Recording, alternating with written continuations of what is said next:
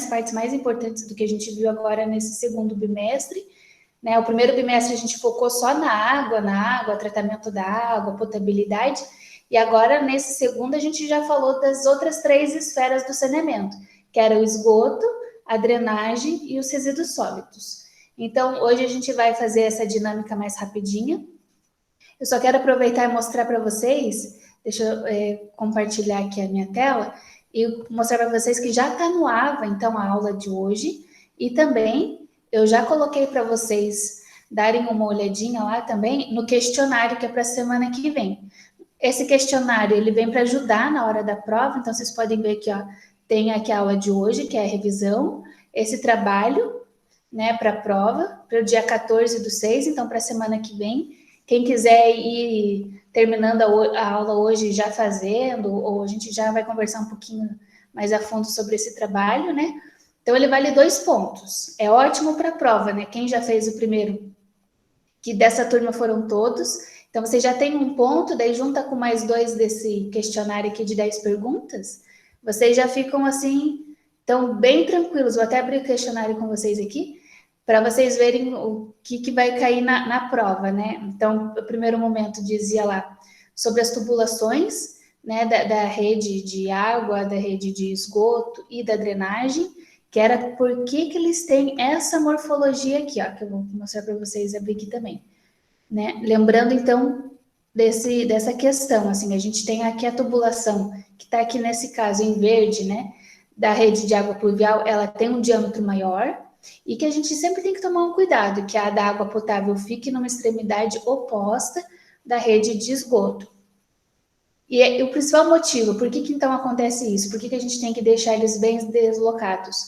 Justamente porque se acontecer algum vazamento, principalmente na rede coletora de esgoto, ele não venha entrar em contato de alguma forma com a água, que pode também ter algum vazamento, né, nessa tubulação, e daí contaminar, você vai perder todo o trabalho que você teve de fazer o tratamento dessa água, vai contaminar, então, de maneira geral, vai ter que cortar o abastecimento, depois descobrir aonde que está tendo esse vazamento, tampar os vazamentos, então é toda uma situação bem complicada, né? Por isso que eles deixam o máximo de uma mais longe da outra, para evitar uma possível contaminação. E no caso da rede da drenagem, essa tubulação ela é bem maior nesse quesito do diâmetro, porque a chuva ela vem de uma vez só, né? Ela não fica assim. É claro que tem dias, igual hoje, por exemplo, que choveu um pouquinho o dia inteiro, né? Mas normalmente eles têm picos de chuva, né? E como ele vem numa vazão muito alta, que seria um volume grande em um espaço de tempo pequeno, né? Naquela hora ele já começa assim a encher, inclusive, as ruas, né? Traz inundação, se fica parada, traz um alagamento. Justamente por isso, então, eles fazem essas tubulações maiores para conseguir conter essa vazão de chuva que vem assim num pico muito grande. Então, essa é a primeira justificativa aqui do nosso questionário, eu vou voltar ali para ele. São 10 perguntas, então, nesse valor de 2 pontos, vocês podem entregar até o horário da prova, né? A prova vai ser semana que vem. Lembrando, então, que foi permitido que vai ser, então, desse formato remoto, igual foi na aula passada, então vocês podem ficar tranquilos que eu também vou abrir uma página ali às 18 horas para ter, assim, igual o bate-papo que a gente está tendo agora, se alguém ficar com alguma dúvida, pode me questionar. E dali depois, vocês também vão fazer do mesmo jeito que foi a prova anterior. Marca X, tem 1 ou 2 que é para você fazer um texto pequeno, então quem for fazer esse questionário aqui, além de ganhar os 2 pontos, já fica preparado do que pode cair na prova, né? Então, depois ele fala sobre a diferenciação da água cinza e água negra, que a gente vai falar hoje também, as etapas do tratamento de esgoto. Então, lembrando que a gente tem o preliminar, o primário, o secundário e o terciário. Nesse secundário, ele é o tratamento biológico, ele pode ser o mais variado possível. Alguém vai olhar ali e vai falar, achei decantador secundário, o outro achei o filtro, o outro achei a lagoa. Então, às vezes, eles têm várias concepções. Mas essa base, então, que primeiro vem para tirar o material grosseiro, depois tirar os sólidos, depois eu vou, então, estar tirando, através do tratamento biológico, qualquer nutriente a mais que possa estar prejudicando ali o meu esgoto. E daí, por fim, o terciário não é sempre que acontece, né? Aqui no Paraná, então, acontece menos ainda, assim, tratamento terciário mais específico para tirar algum componente específico mesmo do esgoto, mas também ele existe, né? Em países da Europa, assim, eles fazem esse tratamento de ozonização, retirar os fármacos, tira a cafeína, eles tiram qualquer hormônio que pode estar influenciando, né? Então já existe uma preocupação maior, até porque eles foram descobrindo que por não tirar os hormônios desse esgoto, deixa eu só ver aqui quem está aqui, por não tirar os hormônios do esgoto, acabou tendo que nos rios havia assim uma pré-seleção se ia ser só peixes machos ou só peixes fêmeas, ou às vezes os peixes machos começavam a ter característica de fêmeas, daí ficava assim naquele formato hermafrodita, que ele mesmo conseguia ser tanto macho quanto fêmea. Então isso começou a preocupar eles, que eles falaram, então realmente a gente está liberando muito hormônio na água. Então o pessoal começa a ficar mais cauteloso com relação a isso. Só que como a gente aqui no Brasil anda com os passos um pouquinho mais devagar do que é no exterior, nos países mais desenvolvidos, é claro que a nossa condição ainda é melhor do que outros países, né? Mas mesmo assim a gente ainda tem fortalecido o tratamento convencional, só que nesse tratamento convencional a gente ainda não trata tudo. Então lembra que a gente sempre fala assim, são os fármacos, são os hormônios, né, que o pessoal vai liberando, inclusive através do uso de anticoncepcionais. A gente também vê a presença de outros tipos de materiais, assim como cafeínas e outros tipos de substâncias que são mais recalcitrantes. Então, quando você ouve esse nome esquisito, significa que é de difícil degradação. Então, também corre o risco deles estarem lá. E hoje em dia, essa utilização de sabonetes antissépticos, eles acabam também matando os micro-organismos que eles vinham para auxiliar o tratamento biológico, né? Então, aqui nesse questionário que eu estou mostrando para vocês, entra nessa parte aqui, então, de vocês estarem também abordando essa etapa terciária do tratamento. Depois tem uma perguntinha com relação às normas, que a gente vai ver hoje também de novo. Então, assim, todas as respostas do questionário estão nos slides da aula de hoje. Então, vai ser bem fácil de vocês se acharem. Inclusive, para a prova, vocês podem se basear nessa aula de hoje. Às vezes é muito material, é muito slide, a não ser que vocês queiram ver bem específico determinado tema. Daí vocês voltam nas aulas anteriores. Agora, quem quiser assim, ser um pouquinho mais dinâmico, porque a semana de prova é muita coisa para ver, foca na aula de hoje, que é a aula de revisão. Os slides de hoje também, eles vão conseguir te auxiliar tanto para responder esse questionário, que vai valer os 2 pontos, quanto na prova, que vale 7. Né? O outro um ponto que fica faltante era da atividade anterior que vocês já entregaram. Depois ele fala sobre o tratamento do lodo, que a gente é gerado no esgoto. Eu vou estar falando também para vocês na aula de hoje. Tem essa figurinha para vocês completarem o que é no item 2, no 4, no 5, no 6. E depois a gente entra agora, saiu do esgoto, na parte da drenagem. São 2 questões sobre drenagem e 2 de resíduos sólidos. Então, da drenagem é mais relacionada à água da chuva. Quais são os requisitos que a norma pede? Então, tem 6 requisitos que ela pede ali para vocês estarem sempre verificando, né, antes de utilizar a água. Então, vamos lá lembrar por cima, assim, né? Põe um gradeamento, descarta 2 milímetros, você tem que fazer desinfecção, limpar a caixa d'água com hipoclorito de sódio pelo menos uma vez, tem as características dos parâmetros, e você sempre precisa lembrar de fazer uma diferenciação de cor das torneiras. Então, essa torneira aqui vai sair água potável, é aquela água que vem da Sanepar, ou da companhia de saneamento, né, de outro estado.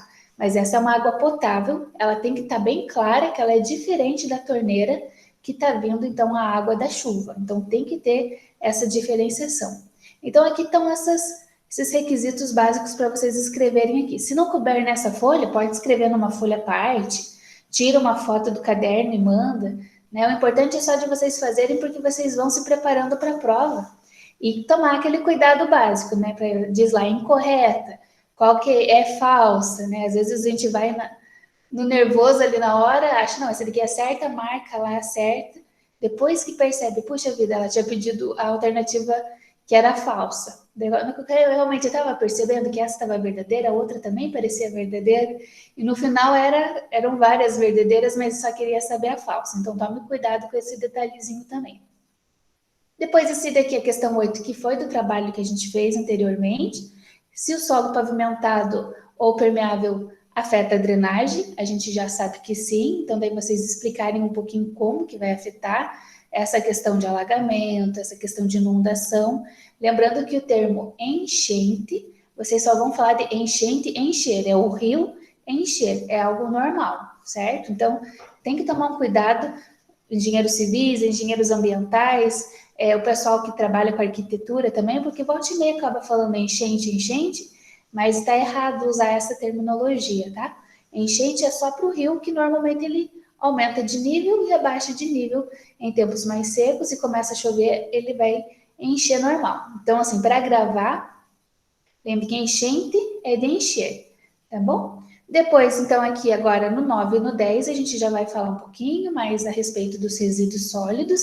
Então, ela fala sobre uma ordem de gerenciamento, que é o finalzinho da aula de hoje, que a gente vai revisar. Então, antes de você pensar em tratar, antes de você pensar em cuidar daquele determinado resíduo que você gerou, seja enviar para o aterro, seja enviar para um tratamento como incineração, a primeira coisa que a gente tem que fazer é não gerar, né? Então, a gente vai ver quais são essas 6 etapas.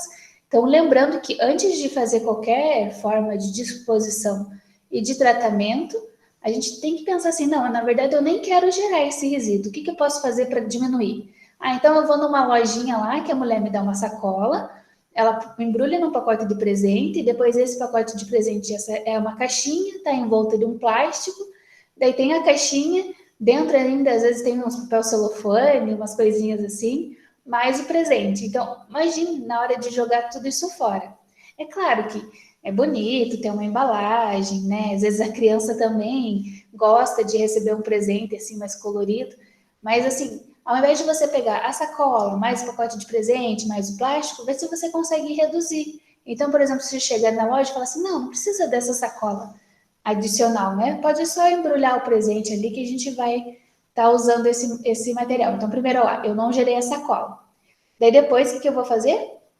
Vou tentar reutilizar. Pego aquele pacote de presente, tento, né, deixar ele em boas condições para poder presentear outra pessoa também. Então, assim, a gente vai conversando deles. E o outro, que seria o resíduo de saúde, que entra também no nosso lixo urbano, mas eles são classificados de A a E. Então, essa última pergunta é para falar com relação a quais são os grupos, a classificação deles e os exemplos. Eu não coloquei aqui no questionário em específico a questão das colorações das lixeiras, mas eu já vou avisar vocês, tenham isso gravado porque também vai cair na prova. Então lembra lá, vermelho que é de plástico, verde do vidro, azul do papel, amarelo metal. Então tome cuidado com esses detalhezinhos, tá bom? Na hora da prova. Então assim, os slides já estão lá, esse questionário já está lá também, que é para a semana que vem, então vale esses 2 pontos. Todos já fizeram o primeiro trabalho que valia 1, então garante já esses 3 pontos, que daí não precisa acertar tantas questões assim na prova, tá bom? Até coloquei aqui, vou mostrar para vocês, ó, então essa aba, eu tenho aqui a aula de hoje, que daí então a gente já tem aqui os slides, que estão aqui, a videoaula eu coloco assim que acabar, então querem estudar, estuda pela aula 14, tá bom? Vai estar tudo aqui. Depois tem esse trabalhinho para entregar na semana que vem, até o horário ali da prova. Esse questionário vocês podem baixar e fazer. E depois já tem aqui uma aba da prova. Então, lembrando que eles também foram bacanas dessa vez. Vai seguir remoto, pode iniciar desde as 18 até as 22 horas. Às vezes o sinal do AVA dá uns picos, assim, ainda mais que um monte de gente fazendo prova junto, né? Então, tenta fazer o quanto antes para evitar esse problema, né? E dali, então, a prova vai ter 7 questões, igual da vez anterior, vale 7 pontos. E daí, lembrar só de finalizar depois que você responder tudo. Se você apertar em finalizar antes, ainda vai ficar alguma questão que acaba zerando porque não responderam. Tá bom? Então, eu vou iniciar aqui a nossa revisão. Como eu comentei, hoje vai ser mais dinâmico. Provavelmente a gente vai terminar antes do horário. Mas nesse horário posterior, vocês podem aproveitar para estar fazendo esse questionário, já ficar livre disso, né? Lembrando que provavelmente a nossa vai ser a primeira prova mesmo de todas, né? Então, segunda-feira a gente sempre tem aula de saneamento, então vocês vão estar tendo aula comigo na semana de prova, provavelmente então já vai ser a prova. Tá bom? Então, vamos fazer a revisão lá. Lembrando desse tema, primeiro, que eu sempre aviso vocês, né? Lembrar que o saneamento, ele participa das 4 esferas: água, esgoto, drenagem e os resíduos sólidos. Né? Lembrando que quando a gente separa a água mais relacionada àquela água potável, o esgoto é a água depois que ela foi utilizada, então aquilo abriu a torneira, caiu na pia, já virou esgoto. Ah, mas não tem contaminação fecal. Ah, eu só lavei uma frutinha, ela já virou esgoto, tá bom? Então, aqui que a gente tem essa primeira característica. Você utilizou essa água potável, pronto, ela já perdeu qualquer utilidade dela. E se ela entrou na canalização ainda e teve contato com outro material, aí sim que dali ela não tem mais volta, né, de ser chamada água potável, vai ter que tratar novamente. Daí a gente entra no tópico de drenagem, que está totalmente relacionada com a água da chuva e também com a confecção, né, nas ruas, pavimentação, como que vai estar as bocas de lobo, esse cuidado de que realmente o centro urbano dê conta de receber essa água e que consiga drenar bem, evitando alagamentos e inundações. Lembrando que isso também pode dar um problema maior, porque daí acaba entrando em contato com sujeira, se ele aumenta o nível demais, as pessoas têm contato com essa água, pode pegar doenças, né? Inclusive porque se a água do bueiro, né, que está ali no esgoto mesmo, a drenagem ela aumenta muito e entrar em contato, por exemplo, com o xixi do rato, já pode trazer, por exemplo, casos de leptospirose nas pessoas. Então, por isso que realmente tem que ter uma drenagem bem boa para escoar o mais rápido possível. Por isso também que a gente tem áreas pavimentadas, mas já se busca, então, colocar as áreas permeáveis ou de gramas ao derredor para que essa água infiltre também com uma facilidade maior. E da palestra anterior que a gente viu também, inclusive, de fazer pavimentações permeáveis, que seriam aquelas que vai permitir que a água absorva, né, que ela seja absorvida ali e não fique apenas escoando devido ao acúmulo da água. E por último, os resíduos sólidos, que a gente sabe também que acaba sendo uma fonte potencial de contaminação e acaba sendo uma veiculação de doenças se a gente não tratar os resíduos de maneira certa. Por quê? O resíduo, normalmente, ele tem resto de comida. Se ele tem um resto de comida, ele acaba atraindo lá, atrai rato, barata, mosca, todo tipo de animal que a gente pode ser considerado de vetor. Né? A própria água parada, ela também já é um vetor porque pode causar dengue, chikungunya, então também tem que tomar um cuidado nisso, né? Mas principalmente os resíduos sólidos. A gente tem que lembrar, então, que justamente por ele atrair os animais, ele tem um risco biológico também. Então, note que quando a gente fala de saneamento, o saneamento sempre está relacionado à saúde. Se a gente tem um saneamento funcionando bem, o município pode ficar tranquilo, porque o saneamento dele está, assim, de maneira adequada, a saúde das pessoas está em melhores condições, vai ter menos casos de pessoas indo no postinho, precisar de um auxílio. Também aumenta a longevidade das pessoas, significa que elas vão viver por muito mais tempo, e isso a gente vê como básico, né? Antes o pessoal acabava falecendo, por exemplo, de febre tifoide, leptospirose mesmo, justamente porque tinha contato ali, por exemplo, com aqueles ratos, porque não tinha uma coleta de lixo tão adequada, porque não tratava o esgoto, né, de forma correta. Hoje em dia a gente tenta jogar os lixos, né, os resíduos, o mais longe possível, né? Veio o caminhão do lixo, dá aquela impressão de pronto, eu não tenho mais que me preocupar com esse resíduo, ele já está lá longe.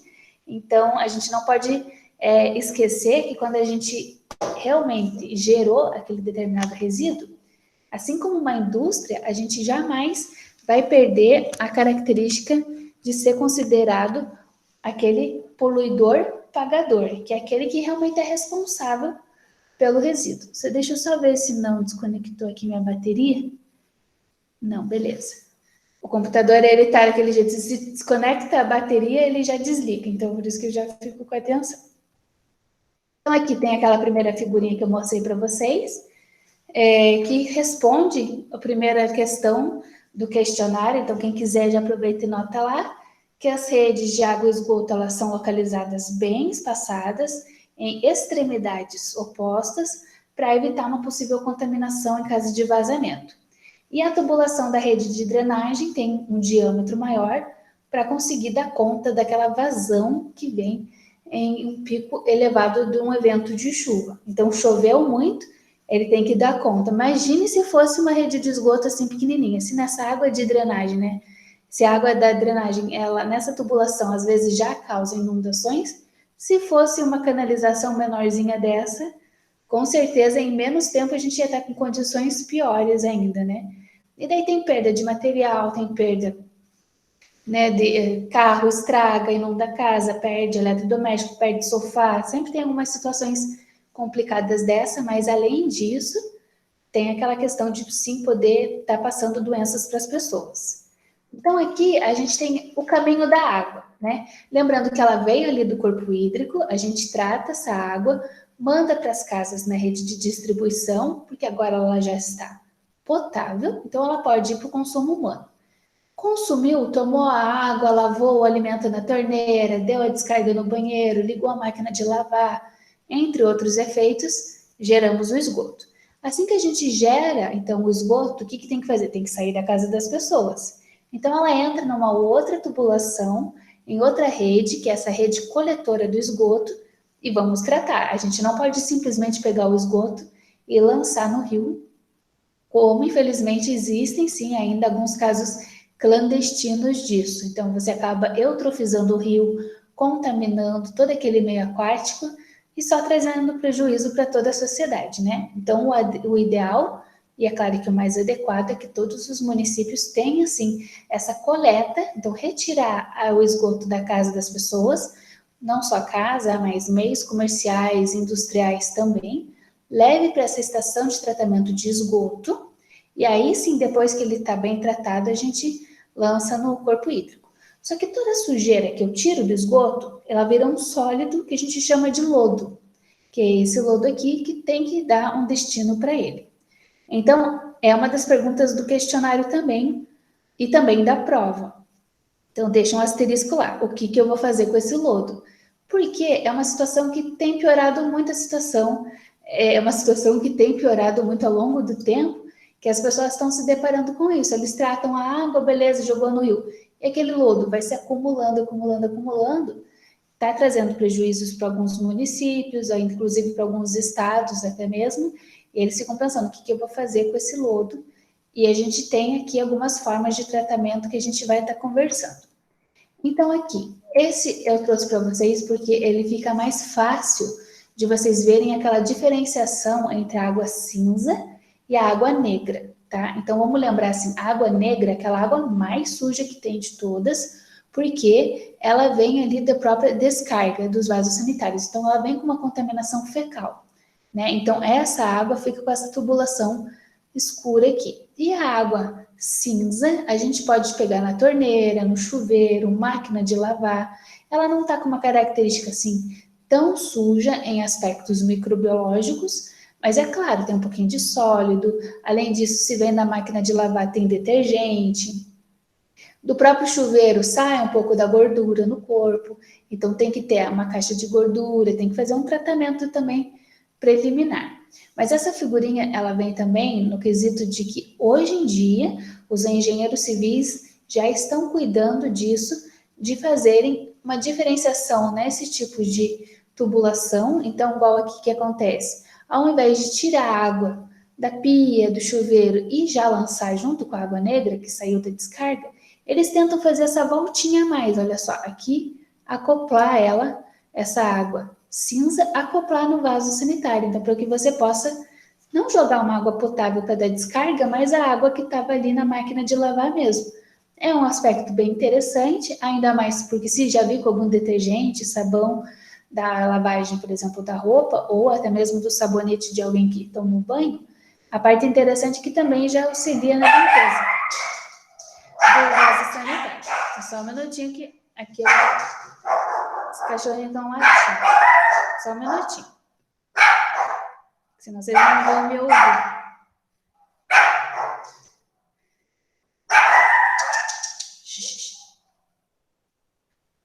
É que chega essa hora, o pessoal vai chegando do serviço, daí todo mundo fica só fazendo barulho. Então, aqui, ó, a gente tem o tipo de uso, né, que foi gerado esse esgoto. Então, a gente tem aqui as águas negras do vaso sanitário, as águas cinzentas da pia e do chuveiro, as águas pluviais, que é da chuva, e também as águas residuais das indústrias. Lembrando que algumas indústrias, elas ainda têm que fazer o tratamento do efluente e depois fazer ainda o lançamento dentro da coleta da Sanepar para fazer mais um tratamento. Só um minutinho que eu vou fechar a porta ali, porque senão vocês não vão me ouvir. Tá? Só um minutinho, já volto.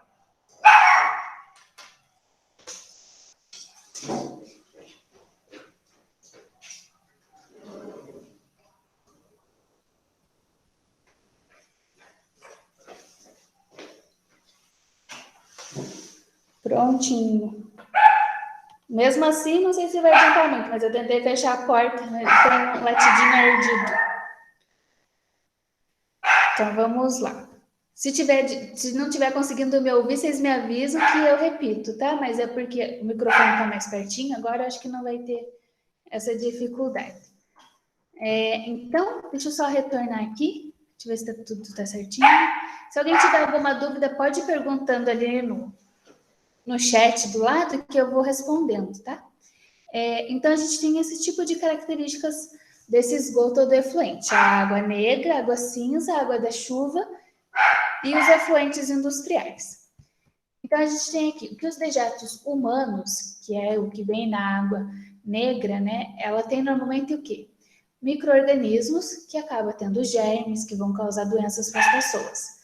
Que tipo de doença a gente tem? Febre tifoide, paratifoide, diarreia, amebíase, ancilostomíase, esquistossomose, teníase e ascaridíase.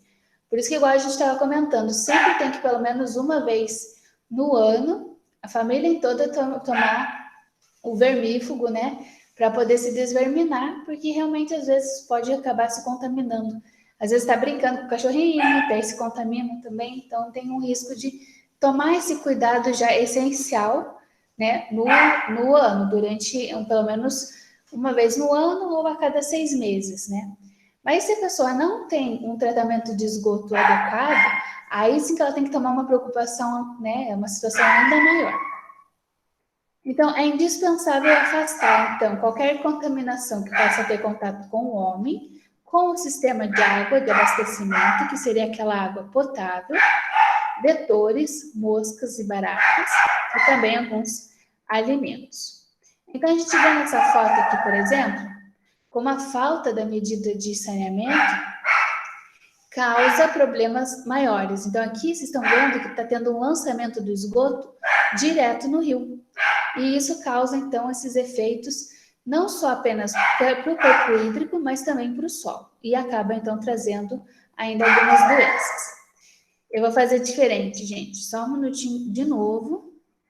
Vamos ver, agora parou. Senão eu vou trazer a cachorrinha para cá, para ela parar de latir. Ver se agora parou. Eu tenho um latidinho aí. Professora, mas não está atrapalhando não, professora. Tá um latido aí, mas não tem problema. Dá para escutar bem a senhora aí. Ah, então tá bom. Senão eu trago para cá, porque aqui tá mais alto. Mas que bom que para vocês está mais tranquilo. Então, eu vou continuar aqui. Se incomodar, vocês me avisam que dali eu já tentei separar ali, mas eu separo de volta. Então, aqui a gente tem algumas condições bem precárias. Nesse caso em específico aqui, eles não têm nenhum tratamento do esgoto. Infelizmente, eles não têm a coleta. Então, vocês podem ver que ele tem ainda resíduos, junto ainda com provavelmente onde o pessoal vai fazer seus dejetos. Às vezes eles vão lá no fundo da casa e acabam então trazendo essa contaminação. Então, as crianças aqui ainda descalças acabam tendo um contato ainda com essa água contaminada ainda maior. Será que tem rato, barata, mosca passando por aqui? Com certeza. Então, aqui são focos de doenças que você pode ir vendo aqui, né, ao longo do trajeto, que é no dia a dia das pessoas. Então, é claro que em comunidades mais carentes, então, esses efeitos eles acabam sendo potencializados. Então, aqui a gente tem uma outra tipo de caracterização do esgoto, que também peço para vocês tomarem uma notinha, que também vai ser um objeto de uma das questões da prova, que é com relação a como que eu posso dividir o esgoto. Lembra que eu falei para vocês que se eu usei a água, ela já é esgoto. Mas é claro que quando a gente primeiro associa no esgoto, já vai direto como um pensamento de material fecal, que veio, então, com uma alta carga orgânica, micro-organismos, patogênicos. Então, a gente vê que existe, sim, essa primeira água que a gente chama de água negra, que vem, então, dos vasos sanitários. E daí, então, essa água, ela vem, então, com uma grande contaminação fecal. Esse tipo de esgoto a gente chama de fisiológico, por causa da fisiologia das pessoas mesmo. É normal, é natural que tenha essa geração do esgoto. Agora a gente tem os outros tipos de esgoto, o primeiro lá que é de cocção. Então, quando vocês lembrarem de cocção, um fato assim para vocês gravarem mais fácil, é pegar esse co de cozinha. Então, vou cozinhar, vou lavar o alimento, vou lavar ali, por exemplo, aqueles utensílios que eu já utilizei. Então, isso a gente chama de esgoto de cocção. Então, é o preparo e a limpeza dos alimentos e também dos utensílios que você usou. Essa água não tem contaminação fecal, né? Você só está ali lavando o alimento, cortando ele, utilizando. Então, ele também é chamado de esgoto, sim, mas ele já é, então, bem menos, com bem menos características de serem contaminações microbiológicas presentes. E o último, que seria o profilático, que tudo que é de profilático seria de cuidado, que nesse caso é da higiene corporal. Então, aquela água que vem do chuveiro, ou também aquela água na lavagem das roupas. Então, é um cuidado com a saúde, tanto pessoal quanto da higiene, né, da roupa, dos ambientes. Então, a gente pode estar acionando ele como um esgoto profilático. Então, lembrem lá, temos 3. Fisiológicos é o que vem mesmo com material fecal, o de cocção, o co de cozimento, é a pia. Eu vou lavar o alimento, eu vou fazer a lavagem dos utensílios. E, por último, o profilático, que profilático sempre vai ser o cuidado, que é, então, tanto o asseio pessoal, de eu tomar banho, quanto de lavar as roupas, que seria, então, o do chuveiro, tanto do chuveiro quanto da lavagem da máquina, tá bom? Então, nesse caso, o que acontece? Eles vêm com detergente já vem com alguns sabões, e é por isso que eles pensaram, então já vamos jogar esse lá no vaso sanitário, esse esgoto profilático, até mesmo esse de cocção, porque a gente consegue, então, estar reutilizando essa água para esses fins não nobres, né? Então, por que eu vou usar uma água potável para dar descarga no vaso sanitário? Fica meio sem sentido, por isso que hoje em dia já tem essa preocupação das tubulações. Então, na verdade, já tem uma discussão de 3 tipos de tubulações. Uma, então, para esse esgoto de cocção profilático, para você retornar ele para o vaso sanitário. As tubulações que vêm para o meio fisiológico, então, que realmente já veio da descarga. E também uma preocupação da gente ter tubulações específicas para água de chuva. Então, aquela água de chuva que eu tenho, eu posso também estar reaproveitando ela para lavar o piso, para lavar o carro, para esses fins que eu não necessito de uma água potável. Então, a parcela do esgoto que tem as fezes, urinas, os micro-organismos patogênicos, são essas chamadas águas negras, que é por isso que está com essa coloração pretinha aqui do lado, e essas aqui que estão com essa coloração cinza, né, acinzentadas, são então de cocção profilático, que não tem essa carga viral, microbiológica, né, grande devido à contaminação fecal. Então, a qualificação, quando que eu vou fazer um projeto de esgoto, eu tenho que pensar da mesma forma, daqui a 40, 50 anos, lembrar que normalmente a contribuição por pessoa é de cerca de 100 a 500 litros por habitante ao dia. É claro que depende das condições da cidade. Também eu tenho os acréscimos naquela mesma quantificação da fórmula que a gente viu na água, que tem o K1 e o K2. Lembrando que a gente tem essas variações de maneira diária e também de maneira horária. Então, aqui tem a sua forma de vazão. Então, a vazão mínima multiplicado, né, é um produto entre a população que é atendida, a cota per capita de água, então, que é esse aqui entre 100 e 500 litros habitantes por dia, também incluída uma taxa de infiltração. Então, quando a gente tem essa somatório, né, esse produto de população e per capita, mais um aspecto da infiltração, é que eu tenho uma vazão mínima que vai ser, então, característica dessa quantificação do meu esgoto. Aqui estão as normas, que também fazem parte do questionário e também vão fazer parte da prova, que ele fala dentro dos projetos de esgoto sanitário, então, como que eu vou estar, o que eu tenho que estar verificando. Então, a gente tem tanto lá normas para o projeto da estação elevatória, quanto para os projetos das valas, assentamento das tubulações, mas também isso que é interessante, os tipos de tubos que a gente tem. Então, se a minha canalização é de cerâmico, é 5.645, se a minha tubulação é de concreto armado, é 8.890, e se ela é de poliéster, com fibra de vidro, daí ela é 10.845. Então, olha que interessante que até o material, para cada uma delas, tem uma norma específica. Então, também tem, tanto na prova quanto nesse questionário, né, de revisão, ele tem também essas questões com relação a qual que é cada uma das normas, para vocês estarem correlacionando, e isso facilitar, de certa forma, que vocês, quando vão se deparar com um projeto de sistema de esgotamento sanitário, lembrar, opa, mas eu sei que existe uma norma tal. Então, daí vocês já recorrem a esse material também, que vai facilitar para vocês saberem que norma que vão estar utilizando. E com relação ao esgoto, a gente viu que a gente tinha análises na água, tinha que cuidar que o cloro chegasse em todas as casas com uma concentração mínima de 0,5 miligramas por litro.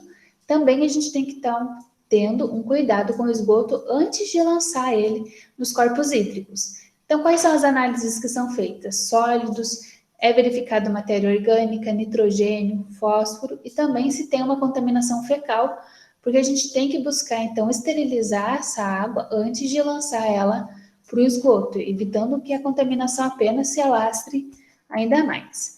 Então, nosso esgotamento sanitário, a primeira coisa que a gente quer fazer, por que eu vou coletar e vou tentar lançar ele para um tratamento?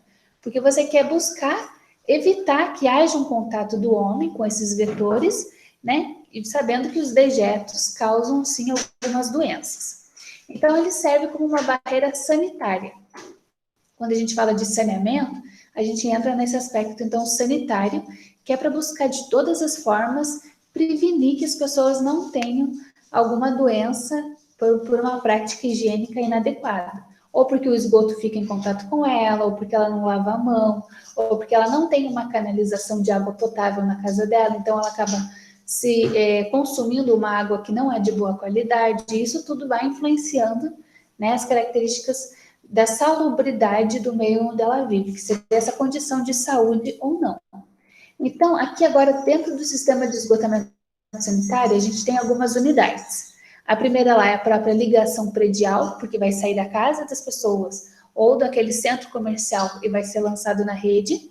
Aí agora a gente tem a própria rede, que vai ter todos os seus acessórios. Tem o coletor principal, o coletor tronco, que vai fazer, então, essa divisão entre eles, os interceptores, e depois, por fim, os emissários. A gente vai ver cada um deles separadamente.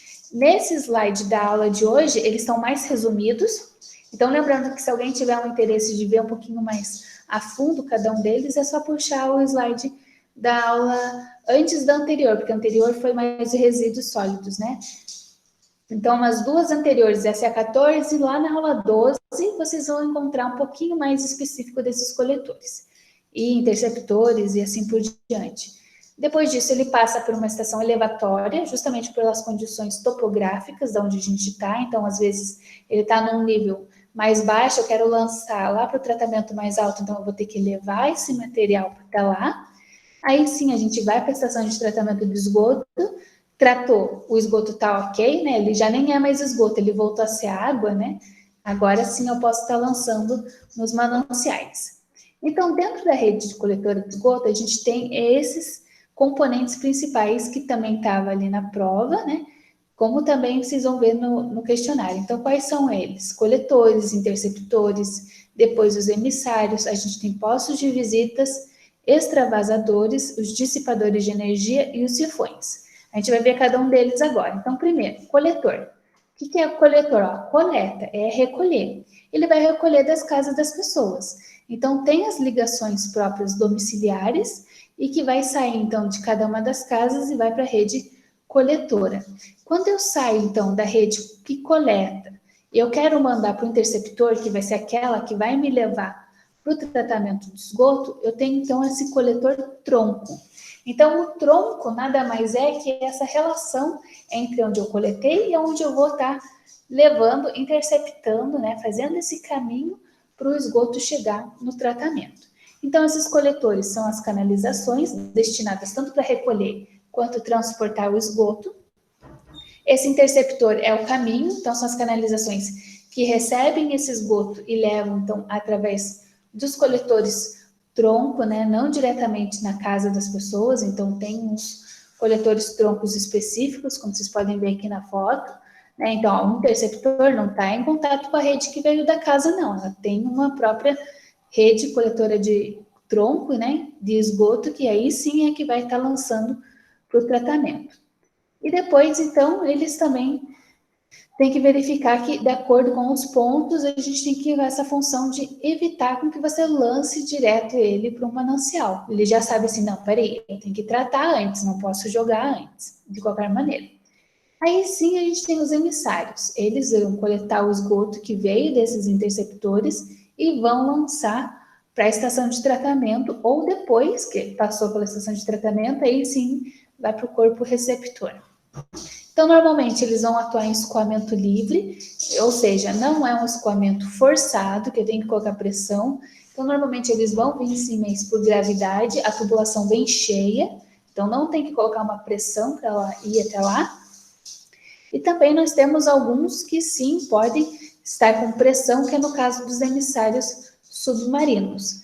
Alguns países e também algumas praias, elas fazem esses emissários submarinos, que é jogar o esgoto lá no meio do mar para que ele se deteriore lá longe das residências. Então, às vezes, não está lá no emissário lá no fundo, como seria o mais adequado.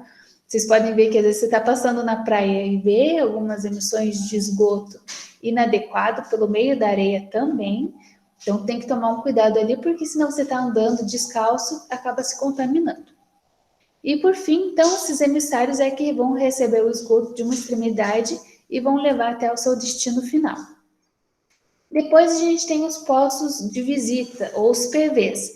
Tá andando na rua, você vai olhar para baixo, vai ver lá o posto de visita. Como o próprio nome diz, esse posto de visita, ele serve, então, para ajudar na manutenção dos coletores. Então, opa, teve um vazamento, preciso fazer análise, coleta desse esgoto. Você vai até um posto de visita, consegue abrir aquela tampa e aí fazer a coleta do material, verificar se está tudo certo, se não teve entupimento, o que eu preciso fazer para arrumar determinada situação. Então, isso é interessante porque você tem vários postos de visitas que as pessoas, os funcionários vão poder visitar, né, realmente, cada um deles, abrir e fazer o reparo necessário. Então, aqui nessa figurinha, a gente tem uma visão mais geral. Né? A gente tem as próprias redes, né, prediais, que são aquelas que vêm direto da casa das pessoas.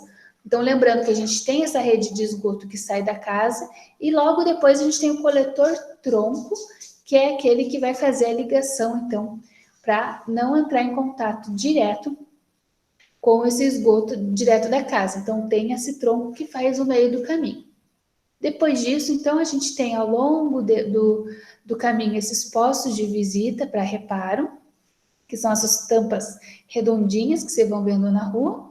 E é claro que, dependendo da localização, tem uma estação elevatória para deixar, então, o esgoto no nível correto para que ele possa chegar através do interceptor lá na estação de tratamento de esgoto.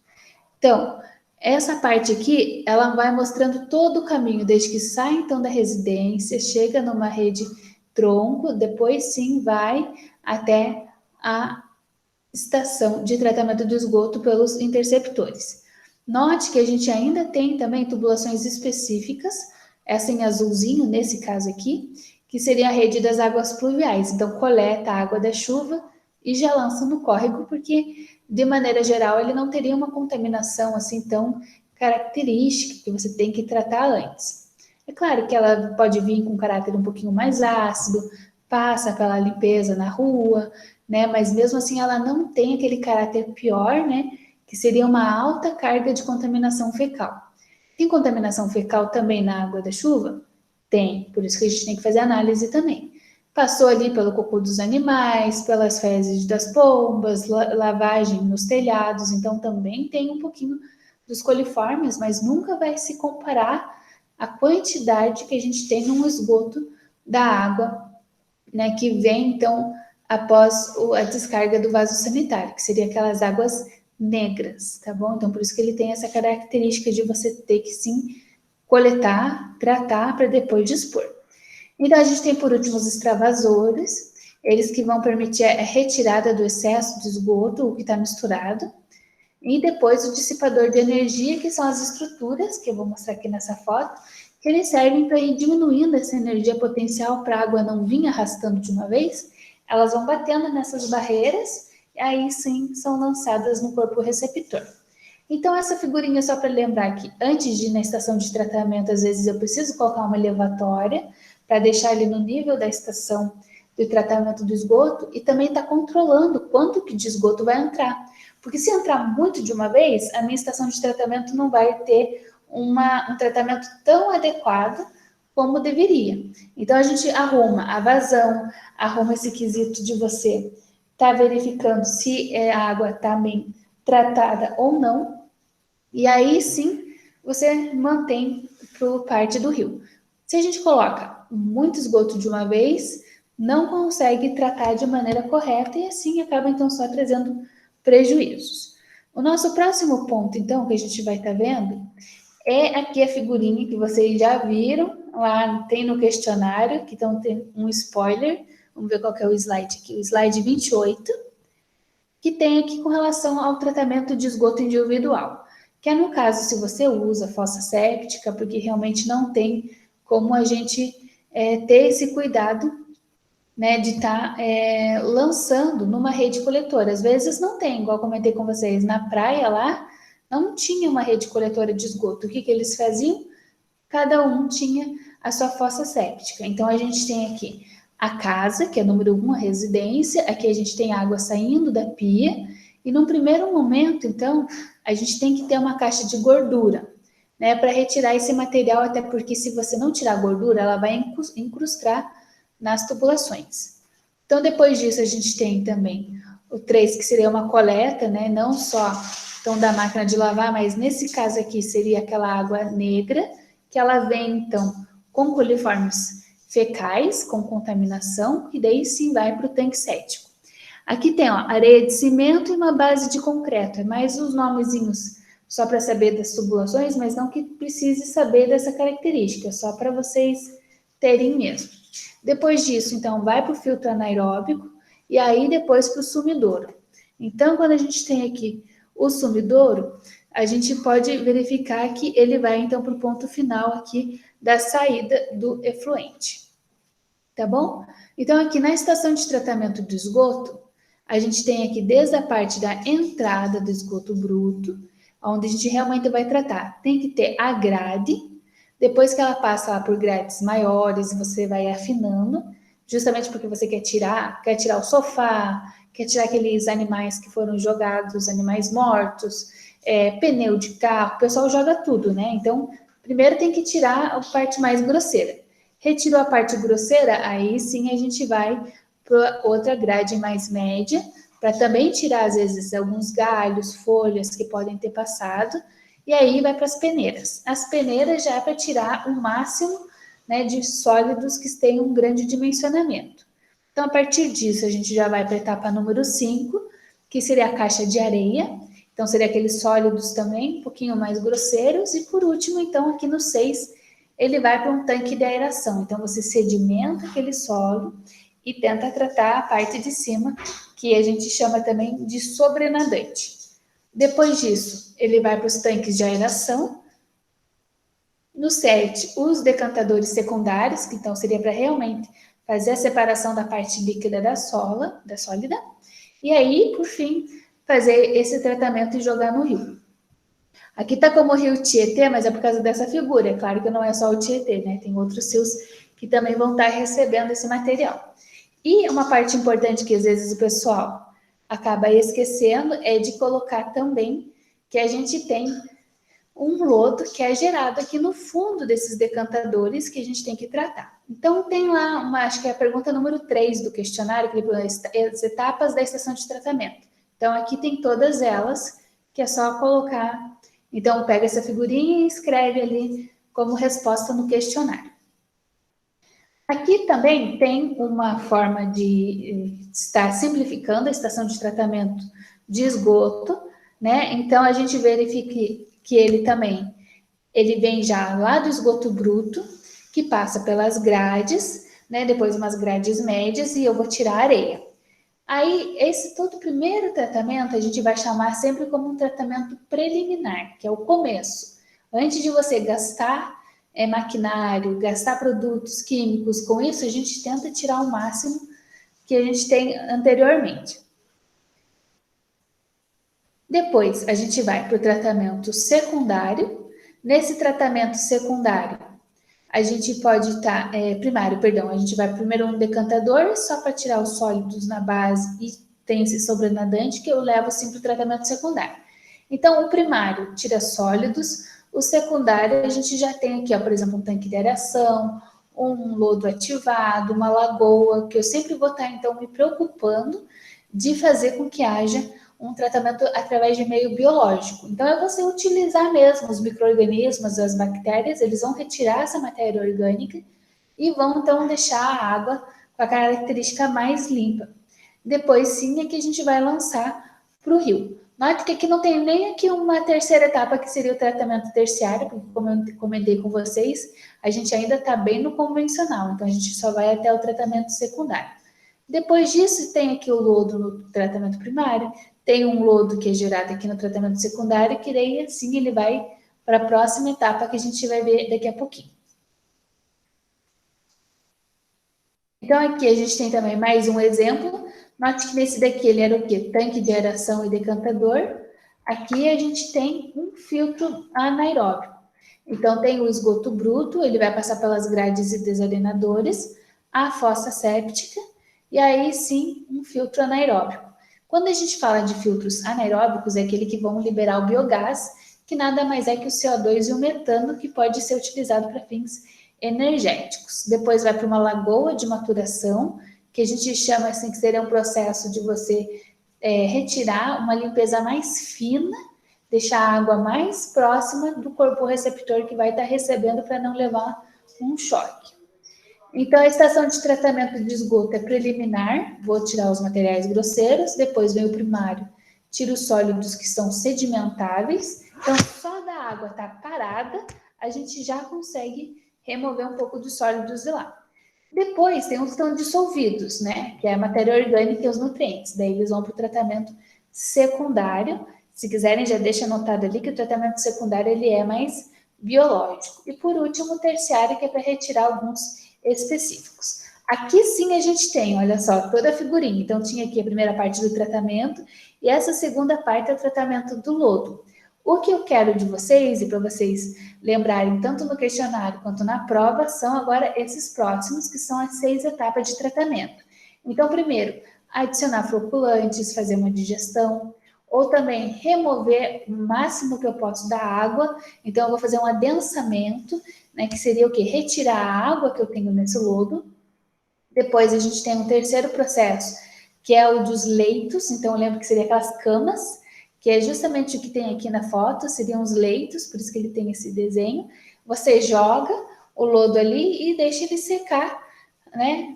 Às vezes pode sim colocar um processo mecânico, ou só de você deixar ele disposto assim, ele já começa a fazer essas rachaduras, como terra seca mesmo aqui, ó, como vocês podem ver. Aqui está um lodo fresco e aqui já está um lodo mais seco.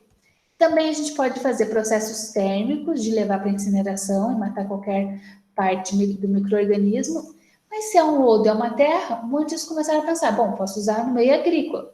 Poder você pode, desde que tenha esse cuidado de desinfectar com cal, matar todos os micro-organismos e aí sim dispor.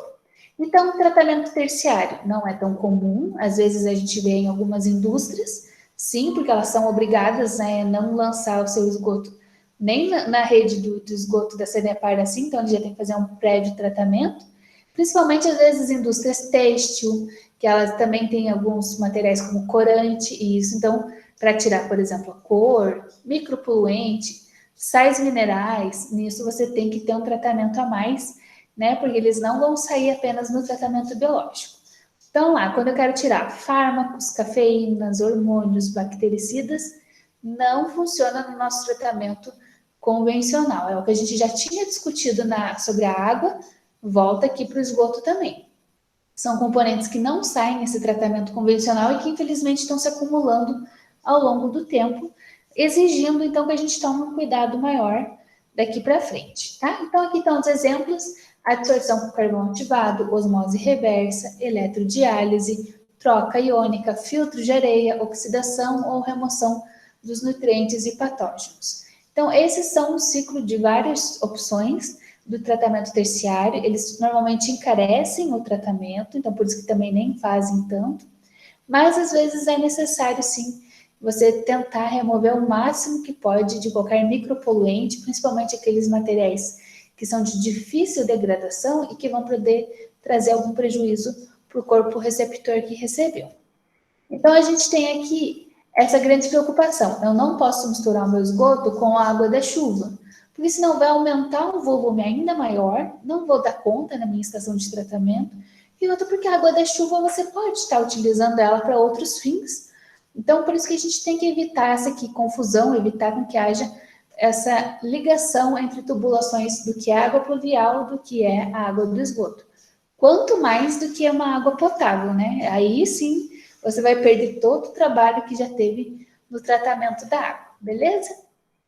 Então agora a gente finalizou a parte dos esgotos. Vamos para nossa segunda etapa de hoje, que seria as águas pluviais e da drenagem. Então, pluvial, vai sempre lembrar que é o quê? Água da chuva.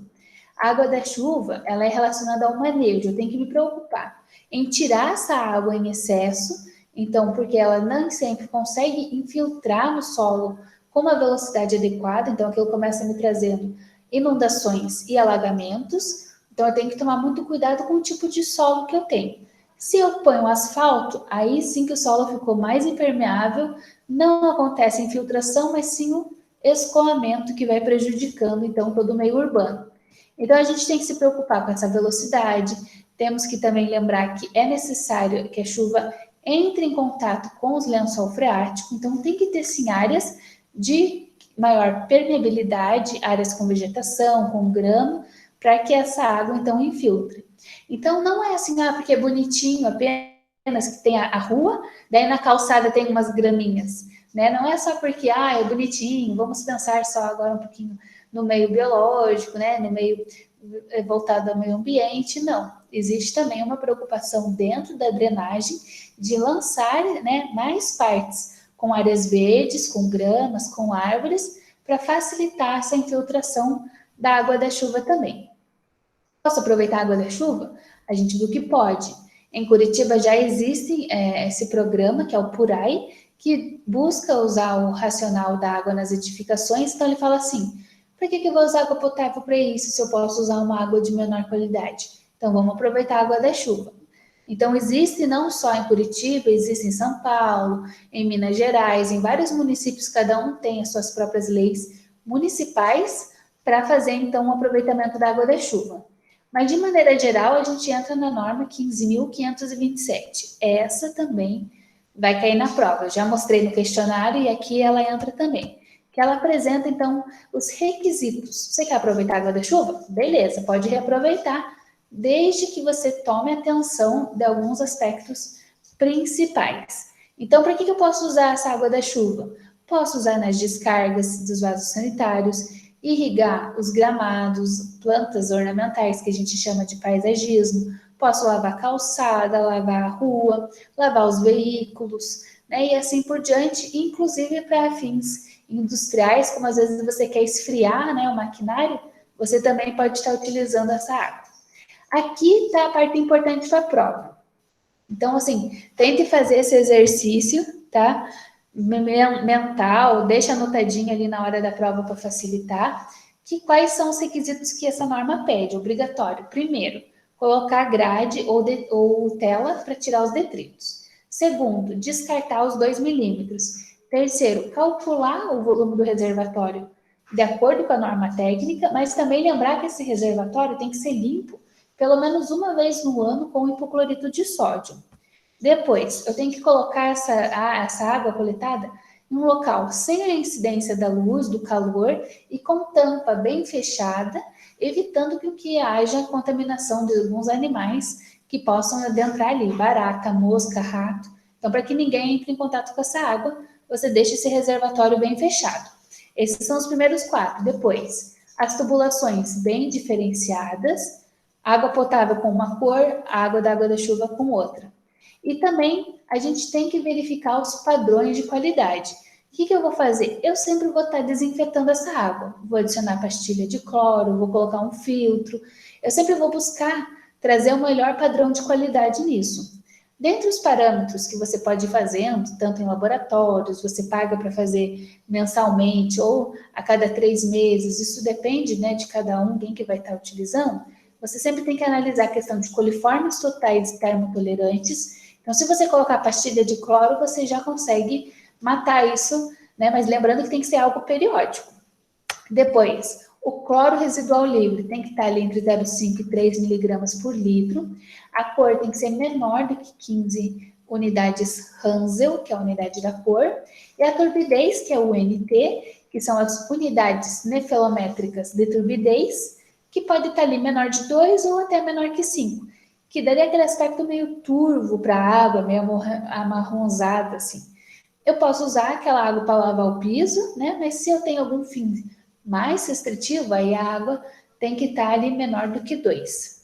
Certo? E por último, o pH entre 6 e 8, evitando então que ele esteja muito ácido ou muito básico. Por que a gente tolera um pouquinho mais? Justamente porque ela faz essa lavagem da atmosfera e acaba levando alguns poluentes juntos e acaba trazendo aquela característica de chuva ácida.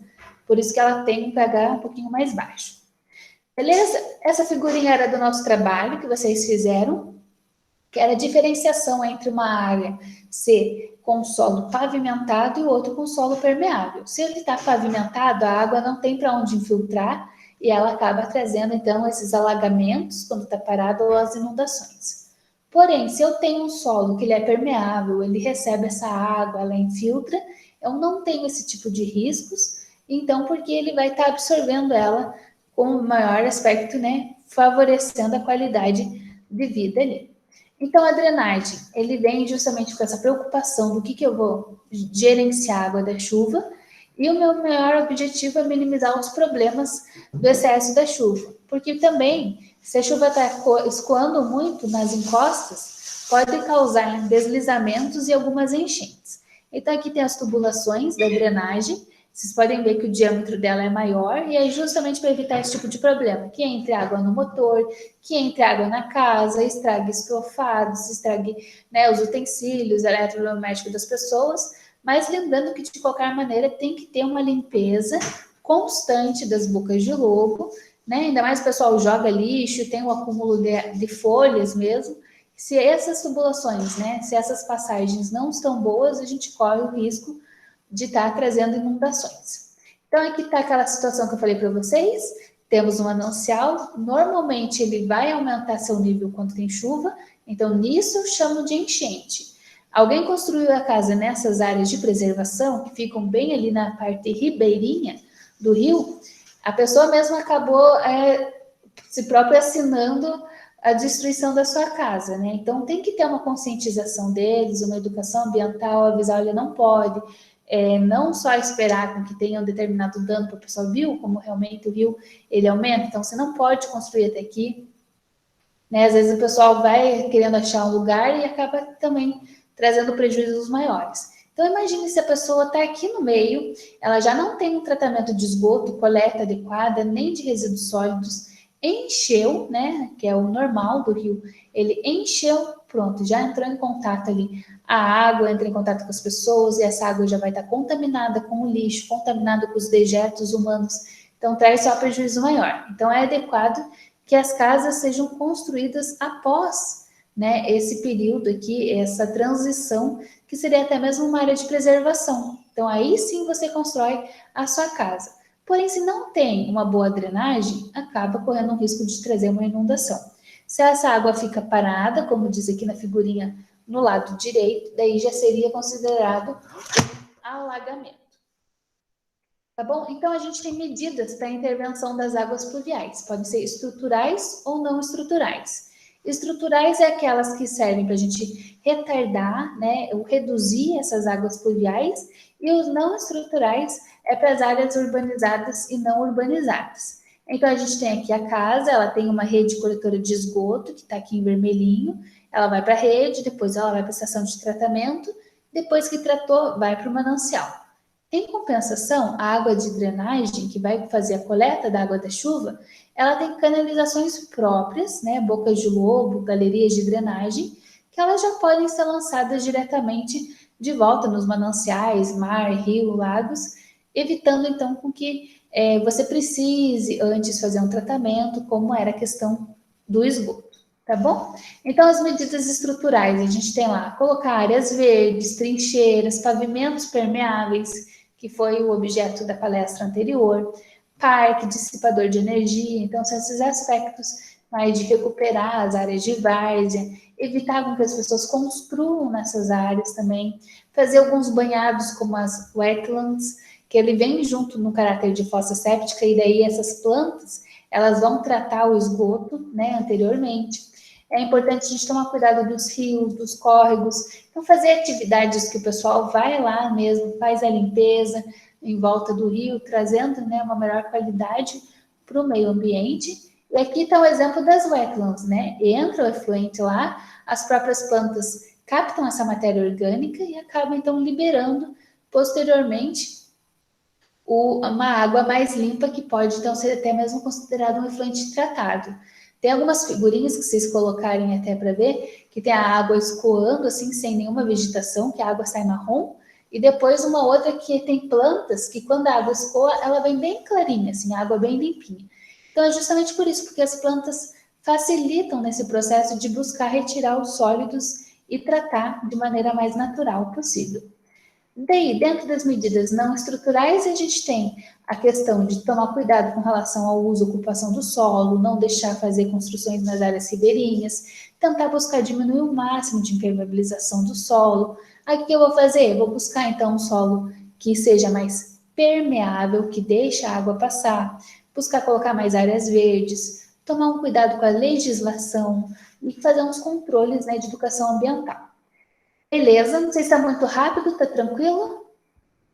É jóia? Se alguém tiver alguma dúvida, pode perguntar, tá bom? A gente vai agora para o último tema. Agora são os resíduos sólidos. Tá tranquilo, professor, dá para entender bem. Então, beleza. E depois também, se alguém tiver dúvida, pode me mandar um e-mail, vai tentando fazer o questionário lá, que a gente vai... Eu vou também tirando a dúvida de vocês por lá. Agora a gente vai entrar no último tópico. Acredito, então, que até ali mais uns 15 minutinhos a gente já finaliza, tá bom? Então, dali vocês, quem quiser, pode continuar fazendo o questionário, que vale 2 pontos, é importante.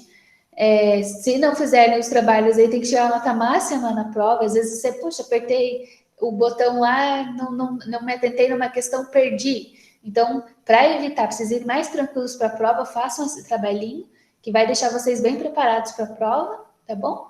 E agora, então, eu vou passar para vocês essa última etapa do saneamento, que entra nos resíduos sólidos. Os resíduos sólidos também têm características de serem contaminantes, eles entram no saneamento porque eles vão mexer também na saúde das pessoas. Então, a gente tem lá que os resíduos sólidos urbanos, eles são heterogêneos. Heterogêneo significa que são diferentes. A gente tem orgânico, a gente tem inorgânico, mineral, inerte, que é aquele que não vai sofrer nada, ou aquele que não é inerte, que é no caso do orgânico.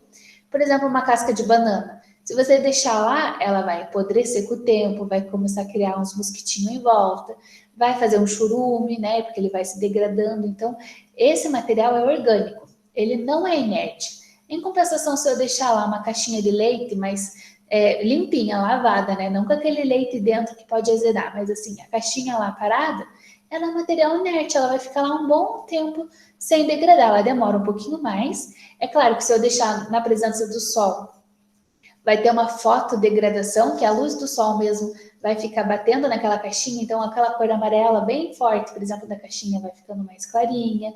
Então, ao longo do tempo, pode sim se degradar, mas não igual uma casca de banana que rapidamente, né, por ter bastante carga orgânica, ele já vai degradar. Então, o nosso lixo é uma mistura de coisas, né? A gente tem que pelo menos lembrar que existe a parte seca, a parte úmida, e essa parte a gente tem que separar. Poxa, mexeu com alguma parte úmida, é a parte orgânica, é resto de alimento, é casca de fruta. Isso eu vou jogar, né, na parte molhada, que normalmente não tem como reciclar. E a parte seca, sim, a gente recicla. Plástico, vidro, papel, certo? Então aí sim a gente vai para outra fonte. Inclusive a gente tem os caminhões, né, que vão buscar. Hoje é um dia reciclado, no outro dia é do lixo comum. Então isso que é bacana também, essa preocupação municipal de fazer a coleta em dias separados, visando estimular com que as pessoas separem os seus resíduos assim. Então a gente tem a característica dele não ter só um aspecto estético, aquelas caixas grandes, o lixo. A gente tem também preocupações com o odor, né, com essa geração do churume e também com a proliferação de doenças, porque esse material vai também fazendo o quê? Ele tem um cheiro, e se você deixar a casca de banana já começam os mosquitinhos, se deixar ainda mais alimento, vai atrair os roedores, vai atrair barata, mosca. Então, atrai todo tipo de animal e daí realmente o nosso risco de contaminação biológica aumenta também. Então, de maneira geral, a gente tem partes que são facilmente degradáveis, então são os restos de comida, sobra de cozinha. Você pode ver, deixou o lixo um pouquinho mais, você vai puxar ele e já começa a vir um líquido preto, que é o churume, né? Porque aquele material está degradando, então tem que tomar esse cuidado. Tem uns que são moderadamente degradáveis, que é papel, papelão, eles demoram um pouquinho mais. Só que se você molhar aquela caixa, por exemplo, de papelão, ela já começa a se deteriorar. Então, ela é moderavelmente degradável. Tem uns que são dificilmente, então, assim, pena de galinha, osso, roupa, borracha, esses são mais difíceis de degradar. Mas tem também aqueles que não degradam de jeito nenhum, que seria, no caso, metal, vidro, pedra, cinzas, cerâmicas, esses, assim, praticamente eles não se degradam, a não ser que você destrua e passa por um processo de tratamento mais específico, né? Então, vai lá transformar o vidro em areia de novo para poder fazer uma nova produção. Os metais também são aqueles que ficam anos e anos no meio ambiente. Então, aqui a gente já vê como o nosso material ele é bem complexo, porque ele tem essa característica heterogênea. Tem coisas que se degradam rápido, tem coisas que não, tem coisas que são mais úmidas, mais secas e assim por diante. A sua variação vai depender de vários hábitos. Se a pessoa está num ambiente que realmente existe um consumismo grande, eu vou gerar mais resíduos. Né? Então depende, né, de como que é o poder aquisitivo para as pessoas comprarem ou não, as variações sazonais. Então, estou num clima mais quente lá, por exemplo. O pessoal vai tomando mais garrafinha de água, vai lançando, jogando mais lixo. Depende do nível educacional, sim, e se a pessoa tem educação de separar o lixo, ou se só vai jogar na rua, né? Então, tem essas questões que vão influenciando o tipo de resíduo que eu vou ter.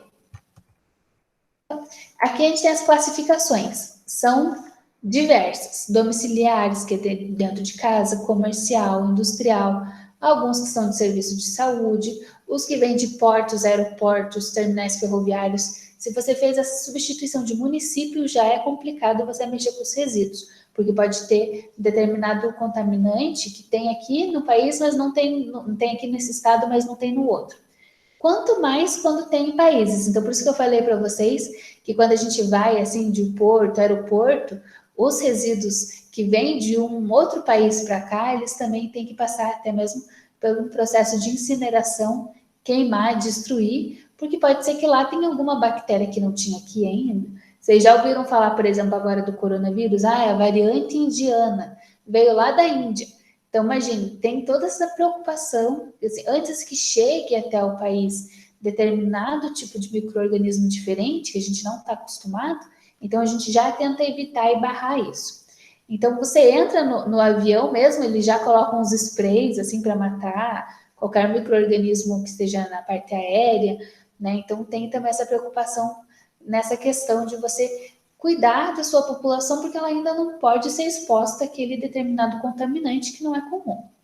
Os resíduos também podem ser divididos em agrícolas, né? Então, a gente tem lá inseticidas, a parte que a gente vai fazer também as fertilizações dentro da compostagem.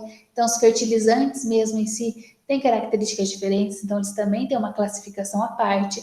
Os da construção civil são os que têm maior volume. Então, demolir uma casa, parede, cimento, tijolo quebrado, tudo isso, cerâmica e assim por diante, são os resíduos de maior geração, e até porque eles têm um maior volume, então tem uma preocupação bem grande com relação aos resíduos da construção civil.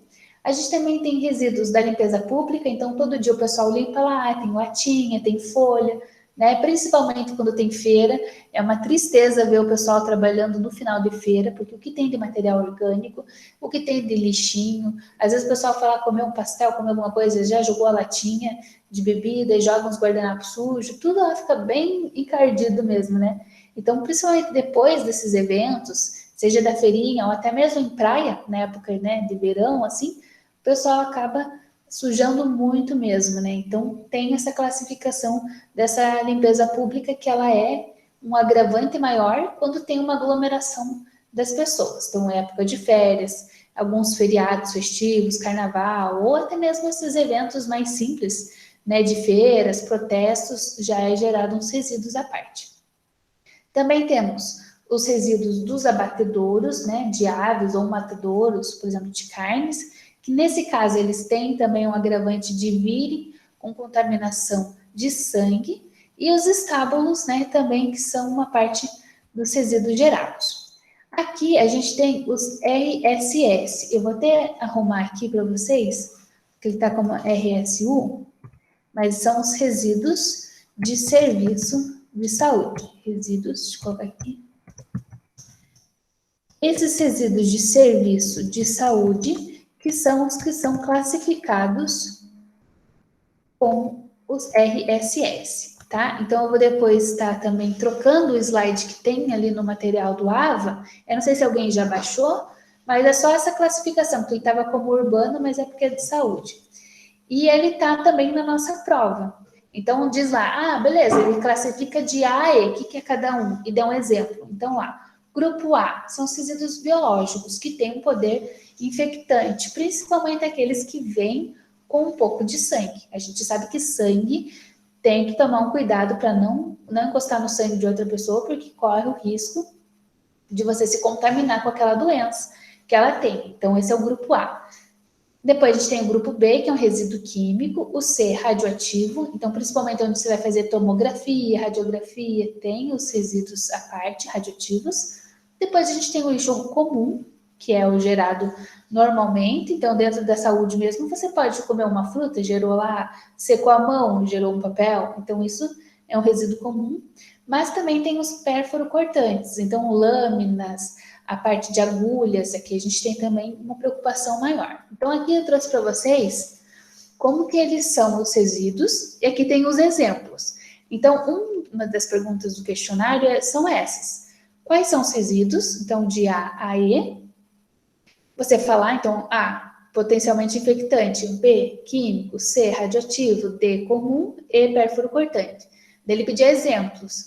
Daí você pode colocar lá, no último aqui, agulhas, lâminas, né, do bisturi, frascos, ampolas dos medicamentos, esses são pérfuro-cortantes, então tem um risco de perfurar e de cortar. Como que eu vou descartar? Num coletor específico. Então, às vezes você vai tirar sangue, a pessoa já tira a agulha e joga em umas caixinhas assim, justamente para evitar que quem for coletar não leve, né, uma agulhada e se infecte, né?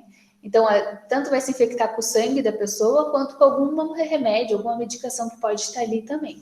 Então, são vários problemas assim. Quando a gente está falando do lixo comum, né, que é o fralda, frasco, garrafa, pode ir no saco preto normal. Os radioativos têm que ir, né, em caixas blindadas, tem que ir com essa sinalização de que não é um lixo comum. Os resíduos químicos, né, revelador, fixador, prata, eles vão em bombonas. E por último, os infectantes também, olha só, eles têm um próprio desenho, né, que é como se fosse esse círculo cheio de de outros círculos em volta, né? Parece como se fossem chifrinhos, assim, mas eles mostram para você tomar o cuidado, né? Eles dizem que o mais ideal é que seja esse plástico um saco branco, mas para que a pessoa fique bem claro ali que aquele é um resíduo que pode trazer uma infecção. Então, agora que o pessoal estava tendo coronavírus, deveria colocar umas lixeirinhas especiais, porque ó, aqui está uma contaminação infectante em potencial. Quem mexer, por exemplo, vai mexer nesse meu lixo ali que tem papel higiênico que a pessoa soou o nariz, algum remédio, né, alguma coisa que ela pôs na boca, entrou em contato com a saliva e vai jogar fora, também é um risco de potencial para se infectar, então tem que tomar esse cuidado também. Então, quanto mais no hospital, a gente vê em serviços de saúde, em laboratórios que fazem coleta de sangue, em outros laboratórios que fazem tratamento de algumas doenças, então tem que ter esses resíduos bem classificados e separados. Tá bom? Então, as características físicas dos resíduos sólidos. Verificar a umidade, a composição gravimétrica, quanto que é produzido por pessoa e o seu peso específico. Além da compressividade. Por que a compressividade? Porque se é um material que eu consigo amassar, tipo a latinha, né? Eu consigo amassar a latinha, a pessoa vai conseguir juntar várias latinhas, né? Vocês podem ver que o catador de lixo pega as latinhas, ele amassa tudo para tentar carregar mais. Se ele ficar com aquele material muito grande, né, ele já não vai conseguir levar tanto do seu carrinho. Então, é ideal para eles também saberem quanto que eu consigo amassar desse material. Agora, características químicas. Poder calorífico, tem que tomar um cuidado, porque se tiver uma faísca, será que não vai pegar fogo? Tem que tomar esse cuidado também. Quantidade de matéria orgânica, porque ele, se ficar um tempo parado, o que vai fazer? Churume. Começa a se degradar lá, principalmente o lixo orgânico, já não vai ser bom. A relação entre carbono e nitrogênio, justamente por isso que se extravasa disso, traz uma eutrofização no meio ambiente, então traz uma contaminação maior. O potencial de hidrogênio, que é o pH, e lembrando também que a gente tem algumas caracterizações biológicas. Então, se o resíduo tem alguma contaminação fecal ou de um outro micro-organismo que causa doença, eu tenho que ficar de olho. Então, vamos pensar aqui ó, nas doenças, ó, febre tifoide, paratifoide, desinteria, gastroenterite, tudo que é gastro é estômago, então seria infecções no estômago, né? Leptospirose, tuberculose, cólera.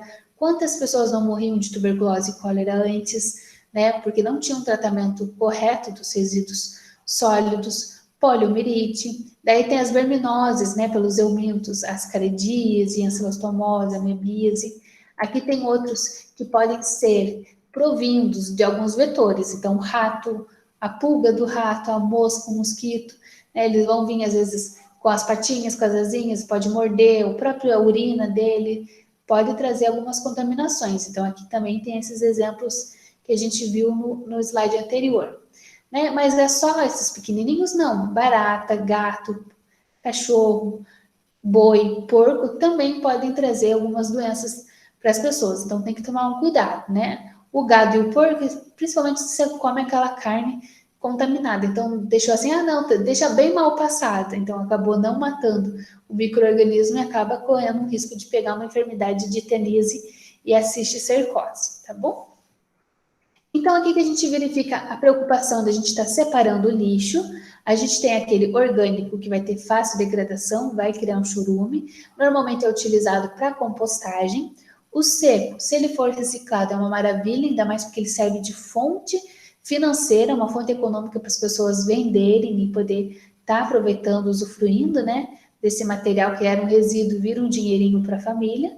Mas também tem os rejeitos. Rejeitos é aquele que não dá para aproveitar de jeito nenhum. Então, papel higiênico, fralda, vidro quebrado, né, fezes, isso a gente não consegue aproveitar. O vidro quebrado, eles ainda até conseguem buscar, fazem a coleta em algumas partes, eles trituram, faz uma areia nova e depois um vidro de novo, né? Mas assim, do aspecto geral, assim, a pessoa se não ir direto para uma empresa que faça esse tipo de reciclagem do vidro, ele também acaba sendo considerado um rejeito. Então, a gente tinha aqui essa preocupação do lixo que não é lixo. Então, ele é lixo, mas ele pode ser reaproveitado na reciclagem. Então, a gente tinha esse jingle, né, mais na região de Curitiba mesmo, mas que ele falava então para o pessoal estar separando os lixos reciclados. Então, normalmente, o úmido é aquele que vai degradar, certo? Então, o resto de alimento, verdura, fruta, não é reciclado. E o seco, né, que normalmente ele é inerte, ele fica parado, ele não degrada, é que a gente tem lá papel, papelão, vidro, metais, latinhas, né, plásticos, você pode sim, na coleta seletiva, reaproveitar. Aqui estão as colorações, tá? Eu não coloquei no questionário, mas isso vai cair na prova também, tá? Então, não tá lá, mas está na prova. Que é essa questão de como que é a coloração deles. Então, azul para o papel, tomem bastante cuidado isso. Plástico vermelho, vidro o verde, metal amarelo, orgânico marrom e o não reciclado a gente põe ali de cinza. Lembrando que tem o preto para madeira, tem o do radioativo, então existem outros também, mas o enfoque é nesses principais.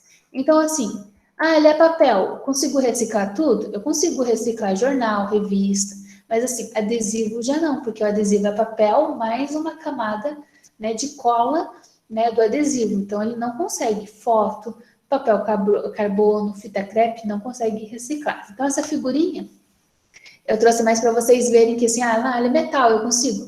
Mas, clips, grampos, esponja de aço, você não consegue reciclar. Tá bom, e de plástico, o que eu não consigo? Tomada, cabo da panela, algumas espumas, embalagens metalizadas da famosa marmitinha. Não consegue ainda você fazer uma reciclagem adequada. Hoje já existe uma preocupação de pegar, por exemplo, o adesivo, conseguir separar a cola, conseguir separar do plástico e o papelzinho, mas é um trabalho assim um pouco mais demorado, né? Então, a princípio, a gente não pode falar que ele é totalmente reciclável porque demanda de uma tecnologia maior. Os destinos, tá bom, eu gerei o resíduo, infelizmente alguns vão para os lixões, outros vão para os aterros, sejam eles sanitários ou aterros controlados. Os controlados é melhor porque ele queima o gás, ele faz coleta do churume, trata o churume, esses são os mais adequados. Lembrando que o seco pode ir para os reciclados e o orgânico, molhadinho, pode ir para a compostagem. E agora, o nosso último tema, agora sim estamos já finalizando a nossa revisão, que é o programa, né, ou um plano de gerenciamento dos resíduos sólidos. A gente tem o PGRSS, quando ele ganha um S a mais, que dali eles são dos serviços de saúde. A gente tem que sempre tomar cuidado, eu estou descartando, quanto que eu estou descartando, deixa lá anotado o que é, então a identificação, quantidade, separa o que é reciclado do que é orgânico, do que é perfuro cortante, por exemplo, quando a gente falar da saúde, acondicionam eles e aí eu mando através da coleta para um destino adequado. E aqui está uma das questões também do questionário e na prova, que existe também uma lei 12.305 que fala sobre a ordem dessa gestão dos resíduos. Então, deixa anotado também, é o último slide, tá bom? Ele fala lá, primeira coisa, antes de eu pensar, vou mandar para aterro, vou reciclar, não, primeira coisa é não gerar. Esse é o primeiro ponto que a gente tem que sempre se preocupar com a questão dos resíduos. Eu não vou gerar, depois eu vou tentar diminuir, minimizar ou redução. Aí sim, se eu não consigo nada disso, eu vou tentar reutilizar. Então, eu reutilizo o copinho do requeijão, da massa de tomate, tento usar em casa, né? Caso não dê, eu levo para reciclagem. E se não der nenhum desses, aí sim eu recorro ao tratamento e à disposição final. Então, essa é a ordem de prioridade que já vinha desde a União Europeia, que a primeira coisa que tem que fazer, não gera. Daí se gera, putz, eu gero. Então, tenta diminuir, tenta utilizar de novo, tenta reciclar. Daí, quando você não consegue mais nada, aí sim você trata e depois destina. Tá joia? Então, essa era a revisão da aula de hoje. Lembrando, então, que esse material vai estar disponível para vocês lá no AVA, a videoaula de hoje também. Eu vou até aproveitar e já fazer substituição, porque eu mudei só um slide, né? Nesse aqui, no slide 62, eu só adicionei aqui resíduo de serviço de saúde. Então, eu vou estar atualizando para vocês lá. Deixa eu só ver aqui. Então, é a aula 14. Como eu falei para vocês, vocês podem estar se baseando nesses slides da aula 14. O questionário e a prova vai ser baseada nessa aula 14, então não precisa ficar olhando todo o material que a gente já conversou antes, porque eu trouxe tudo aqui resumido para vocês, para facilitar, tá bom? Então, o nosso questionário é para a semana que vem, até a hora da prova. Se alguém ficar com dúvida nesse intervalo, vocês ficam à vontade para me perguntar, tá bom? Que eu vou estar tanto aqui, respondo no e-mail, vocês ficam à vontade para me ir questionando se tiver alguma dúvida. Então, a prova vai ser na semana que vem, começa às 18 até às 22. Vocês me entregam o trabalho que vale 2 pontos. E nisso a gente vai conversando se tiverem alguma dúvida, tá bom? Vai ter também uma salinha do chat lá. Então, eu estou com uma dúvida no meio da prova, pode me perguntar também durante isso. Tá bom? Então, era isso por hoje, essa é a revisão. Espero que tenha entendido, agradeço a presença de vocês. Caso a gente não converse mais, obrigada pela presença, participação de todos. Vocês foram uma turma muito bacana, fizeram os trabalhos todos e foi muito bacana dividir esse tempo com vocês. Tá bom? Obrigada.